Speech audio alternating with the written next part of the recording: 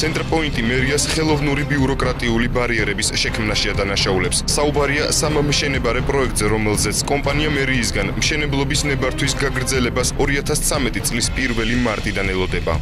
ჩვენ გვაქვს განცდა, რომ ეს ხელოვნურად შექმნილი ბიუროკრატიული ბარიერებია, რომელსაც ვაწყდებით და ჩვენი შემოსვლის დღიდან კომპანიაში დაბრუნების შემდგომ, ესე ვთქვათ, დოკუმენტაცია, რომელიც მზადდება მერიის სამსახურისთვის, იგზავნება, მერე ხარვეზდება, მერე კვლავ იგზავნება და დღევანდელ დღემდე ვერ მივიღეთ ის შედეგი, რომ ჩვენ შევძლოთ კომპანიამ გავაგრძელოთ ამ უშუალოდ 3 ობიექტზე სამშენებლო სამუშაოები. მაია მიქაძის თქმითვე უახლოეს პერიოდში პრობლემების მოუგვარებლობის შემთხვევაში კომპანიის მენეჯმენტი მზად არის მშენებლობა ნებართვის გარეშე გააგრძელოს და დაკისრებული სანქციები გადაიხადოს.